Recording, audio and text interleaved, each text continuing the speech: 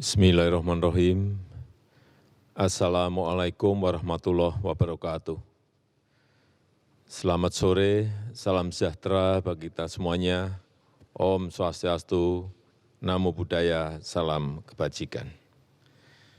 Bapak, Ibu, dan saudara-saudara sebangsa dan setanah air,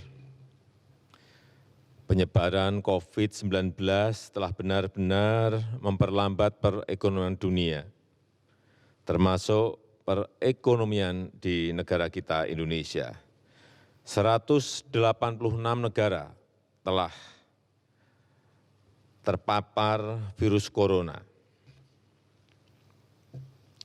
Pemerintah terus bekerja keras untuk mengantisipasi hal ini, untuk mempertahankan daya beli masyarakat, untuk mengurangi risiko PHK, dan mempertahankan produktivitas ekonomi, produktivitas masyarakat di seluruh wilayah tanah air Indonesia. Pada kesempatan ini, saya hanya akan berfokus pada kebijakan bantuan-bantuan yang disediakan oleh pemerintah, langsung kepada masyarakat untuk mempertahankan daya beli masyarakat. Pertama, saya telah perintahkan kepada semua menteri, gubernur, bupati, dan wali kota agar memangkas rencana belanja yang tidak prioritas di APBN maupun di APBD. Anggaran perjalanan dinas, pertemuan-pertemuan yang tidak perlu, dan belanja-belanja lain yang tidak langsung dirasakan oleh masyarakat harus dipangkas. Kedua, kementerian dan lembaga di pusat, serta juga pemerintah daerah, provinsi, kabupaten, dan kota harus melakukan refocusing kegiatan dan melakukan realokasi anggaran untuk mempercepat penanganan COVID-19, baik yang terkait dengan isu-isu kesehatan maupun yang terkait dengan isu-isu ekonomi. Landasan hukumnya sudah jelas. Hari Jumat yang lalu, tanggal 20 Maret 2020, telah saya tanda tangani Inpres nomor 4 tahun 2020.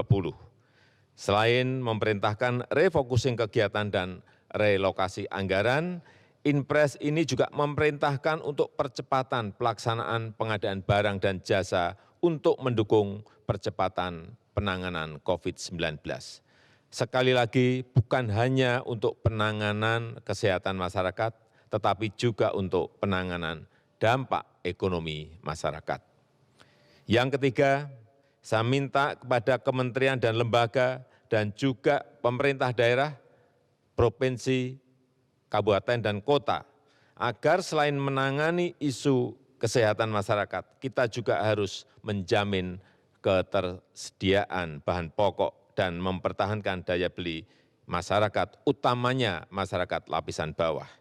Kita harus membantu para buruh, membantu para pekerja harian, membantu para petani, membantu para nelayan, membantu para pelaku usaha mikro dan kecil, agar daya belinya tetap terjaga, agar terus beraktivitas dan berproduksi. Keempat, saya telah perintahkan agar program padat karya tunai, sekali lagi program padat karya tunai harus diperbanyak, harus dilipat gandakan dengan tetap mengikuti protokol kesehatan untuk pencegahan dan penularan COVID-19, yaitu dalam bekerja harus menjaga jarak yang aman. Program padat karya tunai di beberapa kementerian seperti Kementerian PUPR, Kementerian Perhubungan, Kementerian Pertanian, Kementerian KKP harus segera dieksekusi. Dana desa dan program-program pemerintah daerah, provinsi, kabupaten, dan kota juga harus mengutamakan cara-cara padat karya. Ini akan membantu masyarakat, membantu para petani, para buruh tani, para nelayan di pedesaan di seluruh tanah air. Sekali lagi, dengan tetap mengikuti protokol kesehatan, yaitu dalam bekerja harus menjaga jarak yang aman. Kelima, kepada penerima kartu sembako, pemerintah memberikan tambahan sebesar 50.000 per keluarga penerima, sehingga menjadi 200.000 per keluarga penerima yang akan diberikan selama 6 bulan. Anggaran yang dialokasikan adalah sebesar 4,56 triliun rupiah. Yang keenam, kepada calon penerima kartu prakerja, pemerintah akan mempercepat implementasi kartu prakerja, sekaligus untuk mengantisipasi para pekerja yang terkena PHK, para pekerja harian yang kehilangan penghasilan, para pengusaha mikro yang kehilangan pasar dan omset, agar dapat meningkatkan kompetensi dan kualitas SDM-nya. Alokasi anggaran yang disediakan di dalam kartu prakerja ini adalah sebesar 10 triliun. Sehingga nanti setiap peserta kartu prakerja akan diberikan honor insentif 1 juta per bulan selama 3 sampai 4 bulan. Yang ketujuh, untuk membantu daya beli pekerja di sektor industri pengolahan, pemerintah akan membayar PPh pasal 21 yang selama ini dibayar sendiri oleh para pekerja, dalam rangka memberikan tambahan penghasilan kepada pekerja di industri pengolahan. Alokasi anggaran yang disediakan sebesar 8,6 triliun rupiah. Kedelapan, kepada para pelaku UMKM,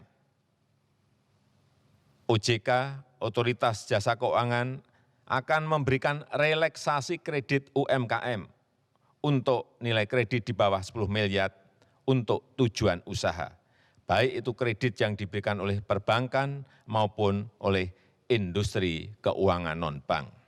Asalkan digunakan untuk usaha, akan diberikan penurunan bunga dan penundaan cicilan sampai 1 tahun.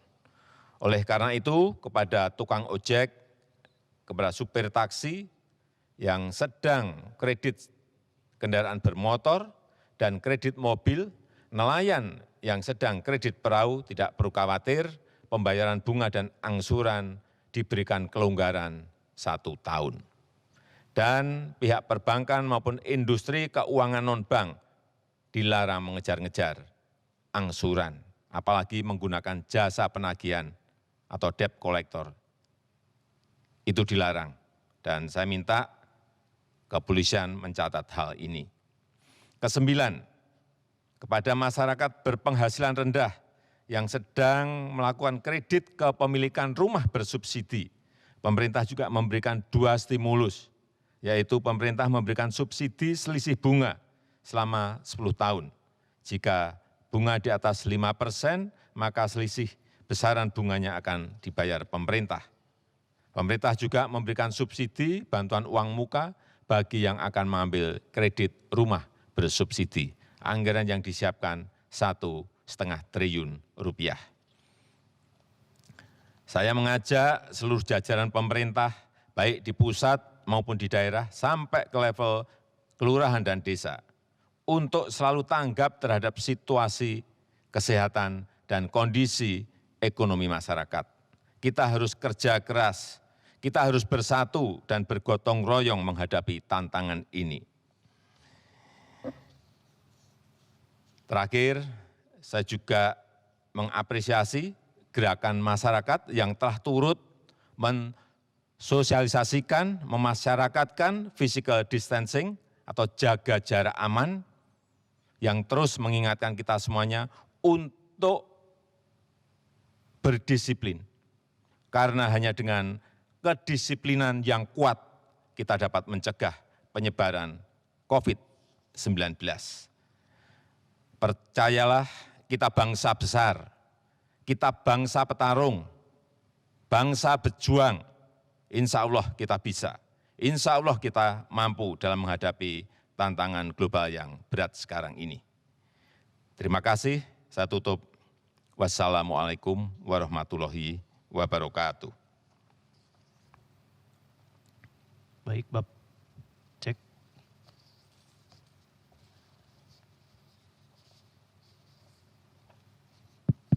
Baik, selamat sore Pak. Ada beberapa pertanyaan dari jurnalis. Yang pertama saya bacakan dari Hani dari LKBN Antara. Pertanyaannya, apakah anggota DPR dan keluarganya perlu melakukan rapid test COVID-19? Tadi pagi saya telah memerintahkan kepada Menteri Kesehatan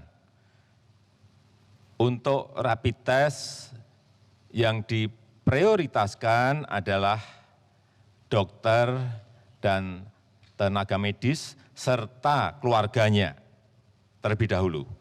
Dan juga